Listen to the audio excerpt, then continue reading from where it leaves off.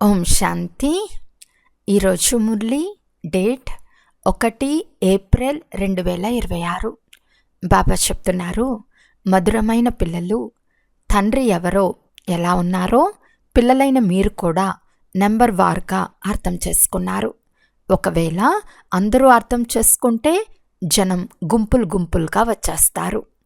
ప్రశ్న: 4 వైపులా ప్రత్యక్షతా శబ్దం ఎప్పుడు వ్యాపిస్తుంది? జవాబు: ఫస్ట్ పాయింట్, ఎప్పుడైతే మనుషులకు స్వయం భగవంతుడే ఈ పాత ప్రపంచాన్ని నాశనం చేయించి కొత్త ప్రపంచాన్ని స్థాపించేందుకు వచ్చారని తెలుస్తుందో. సెకండ్ పాయింట్, అందరికీ సద్గతినిచ్చే తండ్రి మన భక్తికి ఫలితాన్ని ఇచ్చేందుకు వచ్చారని నిశ్చయం కలుగుతుందో అప్పుడు ప్రత్యక్షత జరుగుతుంది. నలువైపులా అలచడి వ్యాపిస్తుంది. పాట: ఎవరైతే తండ్రి జతలో ఉన్నారో. ఓం శాంతి. పిల్లలు పాటలోని 2 చరణాలు విన్నారు. ఎవరైతే తండ్రి జతలో ఉన్నారో వారికి అన్నీ లభిస్తాయని అంటారు. ఇప్పుడు ఆ తండ్రి ఎవరో ప్రపంచంలోని వారికి తెలియదు. భలే అనేక మంది పిల్లలున్నారు. వారిలో కూడా చాలామందికి తండ్రిని ఏ విధంగా తలంపు చేయాలో తెలియదు. వారికి తండ్రిని స్మృతి చేయటం రాదు. క్షణక్షణం మర్చిపోతూ ఉంటారు. తండ్రి అర్థం చేయిస్తూ ఉన్నారు. పిల్లలు, మిమ్మల్ని మీరు నేను ఆత్మ బిందువును అని గుర్తుంచుకోండి. తండ్రి జ్ఞానసాగర్లు, వారినే స్మృతి చేయాలి. స్మృతి చేసే ప్రాక్టీస్ ఎలా చేయాలి అంటే నిరంతరం స్మృతిలో నిలిచిపోవాలి. అంతిమ సమయంలో నేను ఆత్మ అనే స్మృతి ఉండాలి. శరీరంలో ఉన్నప్పటికీ నేను ఆత్మ అనే జ్ఞానం స్మృతిలో ఉండాలి. తండ్రి ఎవరో ఎలా ఉన్నారో యథార్థంగా చాలా తక్కువ మంది స్మృతి చేస్తారు. పిల్లలు చాలా ఎక్కువగా దేహాభిమానంలోకి వచ్చేస్తారు. తండ్రి అర్థం చేయిస్తున్నారు. ఎవరికైనా ఎంతవరకు తండ్రి పరిచయాన్ని ఇవ్వరో అంతవరకు వారు ఏమీ అర్థం చేసుకోలేరు. ఆ నిరాకారుడు మా తండ్రి అని, వారే గీతా భగవంతుడు అనే విషయం మొట్టమొదట వారికి తెలియదు. వారే సర్వుల సద్గతి దాత. వారే ఈ సమయంలో సద్గతినిచ్చే పాత్రను అభినయిస్తున్నారు. ఈ పాయింట్లో ఎప్పుడైతే నిశ్చయం ఏర్పడుతుందో అప్పుడు సాధువులు, సన్యాసులు మొదలైన వారంతా 1 సెకండ్లో వచ్చేస్తారు. భారతదేశంలో చాలా హంగామా జరుగుతుంది. ఈ ప్రపంచం వినాశనం అవుతుందని తెలిసి ఈ విషయంలో నిశ్చయం ఏర్పడితే బొంబాయి నుండి ఆబు వరకు క్యూ ఏర్పడుతుంది. కానీ అంత త్వరగా ఎవరికీ నిశ్చయం ఏర్పడదు. వినాశనం జరుగుతుందని మీకు తెలుసు. మిగిలిన వారందరూ గాఢ నిద్రలో నిద్రిస్తూనే ఉంటారు. అంతిమ సమయంలో మీ ప్రభావం వెలువడుతుంది. గీతా భగవంతుడు పరంపిత పరమాత్మ శివుడనే విషయంలో నిశ్చయం ఏర్పడటం అంత సులభం కాదు. ఈ విషయం ప్రసిద్ధమైతే మొత్తం భారతదేశమంతా శబ్దం వ్యాపిస్తుంది. ఇప్పుడు మీరు ఎవరైనా ఒకరికి అర్థం చేయిస్తే వారిని ఇంకొకరు మీపై గారడి జరిగింది అని అంటారు. ఈ వృక్షం చాలా నిదానంగా పెరుగుతుంది. ఇప్పుడున్నది కొద్ది సమయమే అయినా పురుషార్థం చేసేందుకు ఆటంకమేదీ లేదు.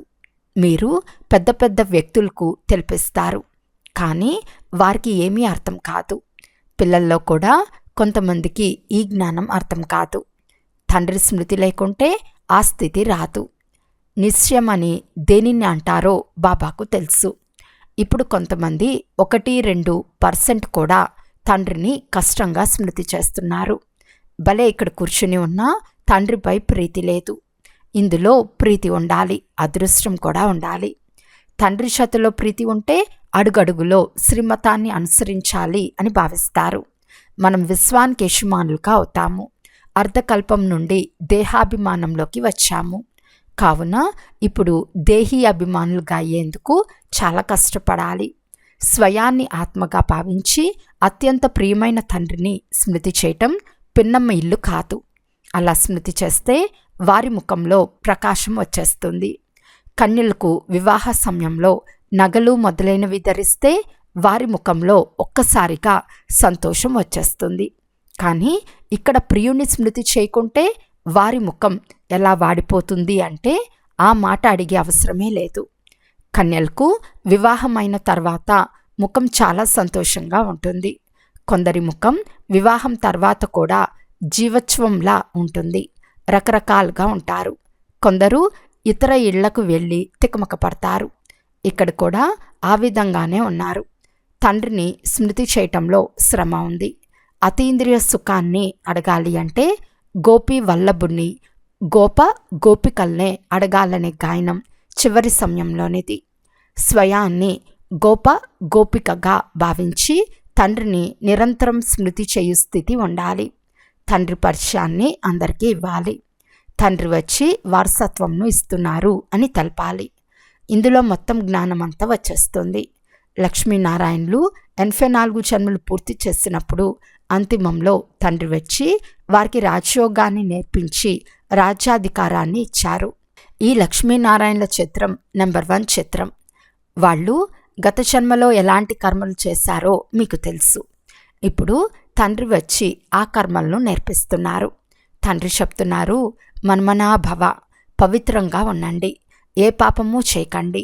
ఎందుకంటే మీరిప్పుడు స్వర్గానికి యజమానులుగా పుణ్యాత్ములుగా అవుతారు. అర్ధకల్పం నుండి మాయారావణుడు పాపం చేయిస్తూ వచ్చాడు. ఇప్పుడు మిమ్మల్ని మీరే ప్రశ్నించుకోండి, నా ద్వారా ఏ పాపం జరగటం లేదు కదా? పుణ్యకర్మలు చేస్తున్నానా? గుడ్డివారికి ఊతకర్రగా అయ్యానా? తండ్రి చెప్తున్నారు, మన్మనాభవ అని ఎవరినన్నారో అడగాల్సి ఉంటుంది. వారు కృష్ణుడని అంటారు, కానీ పరంపిత పరమాత్మ శివుడన్నాడని మీరు అంగీకరించరు. రాత్రికి పగలుకున్నంత వ్యత్యాసం ఉంది. శివ జయంతితో పాటు గీతా జయంతి, గీతా జయంతితో పాటు కృష్ణ జయంతి జరుగుతుంది. భవిష్యత్తులో మనం రాకుమారులుగా అవుతామని మీకు తెలుసు. బికారుల నుండి రాకుమారులుగా అవ్వాలి. ఇదే రాజయోగ ముఖ్య లక్ష్యం. గీతా జ్ఞానదాత శ్రీకృష్ణుడు కాదు, నిరాకారుడు అని మీరు రుజువు చేసి అర్థం చేయించండి. అప్పుడు సర్వవ్యాపి జ్ఞానం ఎగిరిపోతుంది. సర్వుల సద్గతిదాత పతిత పావనుడు తండ్రి, పరమాత్ముడు ముక్తిదాత అని అంటూ మళ్ళీ సర్వవ్యాపి అని అంటారు. ఏం చెప్తారో దానిని అర్థం చేసుకోరు. ధర్మం గురించి బుద్ధికి ఎలా తోస్తుందో అలా చెప్పేస్తారు. ముఖ్య ధర్మాలు 3. దేవీ దేవతా ధర్మం అర్ధకల్పం నడుస్తుంది. తండ్రి బ్రాహ్మణ, దేవతా, క్షత్రియ ధర్మాలను స్థాపన చేస్తారని మీకు తెలుసు. ఇది ప్రపంచంలోని వారికి తెలియదు. వారు సత్యుగమే లక్షల సంవత్సరాలని అనేస్తారు. ఆది సనాతన దేవీ దేవతా ధర్మం అన్నిటికంటే శ్రేష్టమైనది. కానీ వారు వారి ధర్మాన్ని మర్చి ధర్మభ్రష్టులుగా అయ్యారు. క్రైస్తవులు వారి ధర్మాన్ని వదిలిపెట్టరు. క్రీస్తు మా ధర్మస్థాపన చేశారని వారికి తెలుసు. ఇస్లాం, బౌద్ధ, క్రైస్తవ ధర్మాలు ముఖ్యమైనవి. మిగిలిన చిన్న చిన్న ధర్మాలు చాలా ఉన్నాయి. ఎక్కడి నుండి వృద్ధి చెందాయో ఎవరికి తెలియదు. మొహమ్మద్ వచ్చి కొంతకాలమే అయ్యింది. ఇస్లాం ధర్మం పాతది. క్రైస్తవ ధర్మం కూడా ప్రఖ్యాతి చెందింది. మిగిలినవి అనేక ధర్మాలు ఉన్నాయి. అందరికీ ఎవరి ధర్మాలు వారికున్నాయి. భిన్న భిన్న ధర్మాలు, భిన్న భిన్నమైన పేర్లు ఉన్నాయి. కనుక తికమక పడ్డారు. ముఖ్య ధర్మశాస్త్రాలు 4 అని వారికి తెలియదు. అందులోనే బ్రాహ్మణ ధర్మం, దేవతా ధర్మం 2 వచ్చేస్తాయి. బ్రాహ్మణ్ నుండి దేవతలు, దేవతల నుండి క్షత్రియులుగా అవుతారనే విషయం ఎవరికి తెలియదు. బ్రాహ్మణ దేవతాయ నమః అని పాడతారు. పరంపిత బ్రాహ్మణ, దేవత, క్షత్రియ ధర్మాలను స్థాపన చేశారు. ఈ శబ్దాలు కూడా ఉన్నాయి. పలుకుతారు కూడా, కానీ చిలక పలుకుల వల్లే చెప్తూ ఉంటారు. ఇది ముల్లాడివి. భారతదేశం పూల తోట వలె ఉండేదని కూడా ఒప్పుకుంటారు. కానీ అది ఎప్పుడు ఎవరు తయారు చేశారో, పరమాత్మ అంటే ఎవరో ఎవరికి తెలియదు. మరి అనాథులే కదా, అందుకే జగడాలు, పోట్లాటలు జరుగుతూ ఉంటాయి. కేవలం భక్తి చేస్తూ సంతోషిస్తూ ఉంటారు. ఇప్పుడు తండ్రి వెలుగునిచ్చేందుకు వచ్చారు. క్షణంలో జీవన్ముక్తులుగా చేసేస్తారు. సద్గురు జ్ఞాన అంజనాన్ని ఇవ్వగానే అజ్ఞాన అంధకారం వినాశనమవుతుంది. ఇప్పుడు మనం ప్రకాశంలో ఉన్నామని మీకు తెలుసు. తండ్రి జ్ఞానం 3వ నేత్రంను ఇచ్చారు. భలే దేవతలకు 3వ నేత్రాన్ని చూపిస్తారు, కానీ వారికి దాని అర్థం తెలియదు. వాస్తవానికి 3వ నేత్రం ఉండేది మీకే, కానీ వారు దేవతలకు ఉన్నట్లు చూపించేశారు. గీతలో బ్రాహ్మణుల ప్రస్తావనే లేదు. అందులో కౌరవులు, పాండవుల మొదలైన వారి మధ్య యుద్ధం జరిగినట్లు, గుర్రాలు, రథాలు మొదలైనవి ఉన్నాయని రాసేశారు. ఏమీ అర్థం చేసుకోరు. మీరు అర్థం చేయిస్తే మీరు శాస్త్రాలు ఒప్పుకోరు అని అంటారు. మేము వాటిని ఎందుకు ఒప్పుకోము, అవన్నీ భక్తి మార్గపు సామాగ్రి అని మాకు తెలుసని మీరంటారు. జ్ఞానము భక్తి అని మహిమ చేయబడింది. రావణ రాజ్యం ప్రారంభమైనప్పుడు భక్తి ప్రారంభమవుతుంది. భారతవాసులు వామ మార్గంలోకి వెళ్ళి ధర్మభ్రష్టులుగా, కర్మభ్రష్టులుగా అయిపోతారు. కనుక మేము హిందువులము అని చెప్పుకుంటారు. పతితులుగా అయ్యారు. పతితులుగా చేసిందెవరు? రావణుడు. రావణుని తగలపెడతారు కూడా. ఇది పరంపరగా వస్తూ ఉందని భావిస్తారు. కానీ సత్యుగంలో రావణ రాజ్యమే లేదు. ఏమీ అర్థం చేసుకోరు. మాయ పూర్తిగా రాతి బుద్ధిగా తయారు చేస్తుంది. రాయి నుండి బంగారంగా తండ్రే తయారు చేస్తారు. ఇనుప యుగంలోకి వచ్చిన తర్వాతనే తండ్రి వచ్చి బంగారు యుగాన్ని స్థాపిస్తారు. తండ్రి అర్థం చేయించిన చాలా కష్టంగా ఎవరో ఒకరి బుద్ధిలో కూర్చుంటుంది. ఇప్పుడు కుమారీలైన మీకు నిస్తార్థం జరుగుతుంది. మిమ్మల్ని పట్టపు రాణులుగా చేస్తారు. మిమ్మల్ని ఎత్తుకొని పోయారు అంటే ఆత్మలైన మీకు చెప్తున్నారు. మీరు నావారుగా ఉండేవారు, తర్వాత మీరు నన్ను మర్చిపోయారు. దేహాభిమానులుగా అయి మాయకు చెందిన వారిగా అయిపోయారు. కానీ ఎత్తుకెళ్లే విషయం ఏదీ లేదు. సదా నన్నొక్కరినే స్మృతి చేయండి. స్మృతి చేయటంలోనే శ్రమ ఉంది. చాలా దేహాభిమానంలోకి వచ్చి వికర్మలు చేస్తారు. ఈ ఆత్మ నన్ను స్మృతి చేయదని తండ్రికి తెలుసు. దేహాభిమానంలో వచ్చి చాలా పాపాలు చేస్తారు. కావున పాప భండారం 100 రెట్లు నిండిపోతుంది. ఇతరులకు మార్గాన్ని చూపించేందుకు బదులు స్వయం మీరే మర్చిపోతారు. ఇంకా ఎక్కువ దుర్గతిని పొందుతారు. ఇది చాలా ఉన్నతమైన గమ్యం. ఎక్కితే వైకుంఠ రసాన్ని గ్రోలవచ్చు, క్రింద పడితే చూర్ణమైపోతారు. ఇప్పుడు రాజధాని స్థాపన అవుతూ ఉంది. ఇందులో ఎంత వ్యత్యాసం ఉందో చూడండి. కొందరు చదువుకుని ఆకాశమంత ఎత్తుకు ఎదిగిపోతారు. కొందరు నేలపై పడిపోతారు. బుద్ధి మందగిస్తే చదవలేరు. మేమెవ్వరికీ అర్థం చేయించలేమని కొంతమంది అంటారు. వారికి తండ్రి చెప్తున్నారు, స్వయాన్ని ఆత్మగా భావించి తండ్రినైన నన్ను స్మృతి చేస్తే నేను మీకు సుఖంనిస్తాను. కానీ స్మృతే చేయరు. స్మృతి చేస్తూ ఉంటే ఇతరులకు కూడా స్మృతినిప్పిస్తూ ఉంటారు. తండ్రిని స్మృతి చేస్తే పాపాలు నశిస్తాయి. వారిని తలంపు చేయకుంటే మీరు సుఖధామంలోకి వెళ్ళలేరు.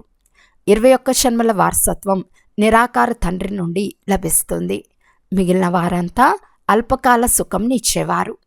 ఎవరికైనా రిద్ధి సిద్ధి ద్వారా పిల్లలు కలిగితే లేక ఆశీర్వాదాలతో లాటరీ దొరికితే వారిలో నమ్మకం ఏర్పడుతుంది.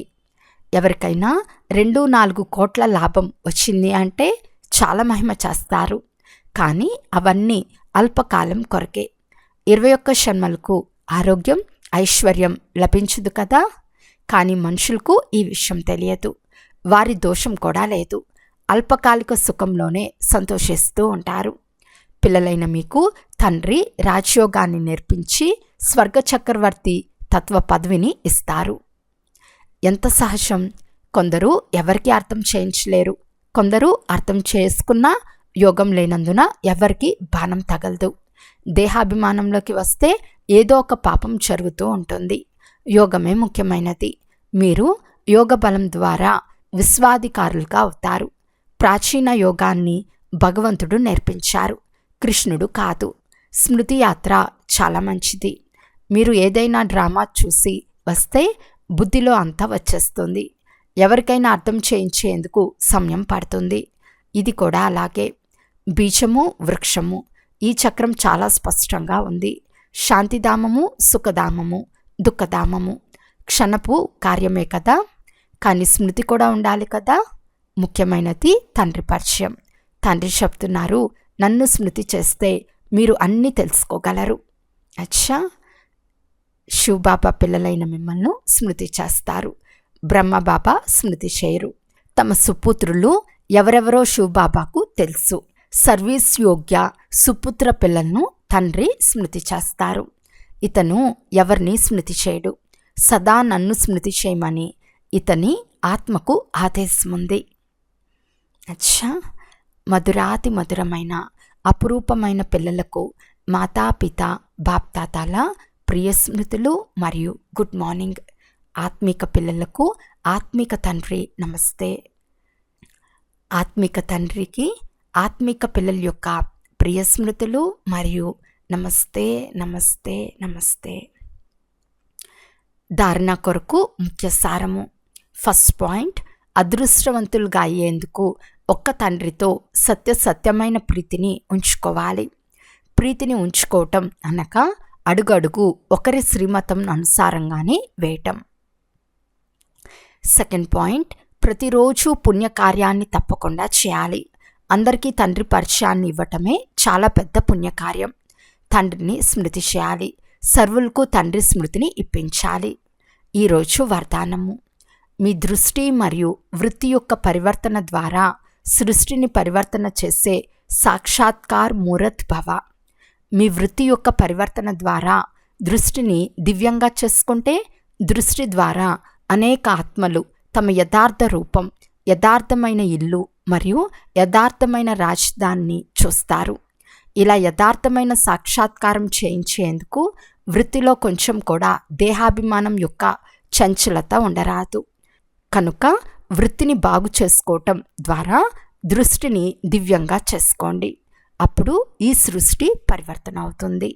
చూసేవారు ఇవి కనులు కావు, ఇంద్రశాలం చేసే డబ్బీలు అని అనుభవం చేస్తారు.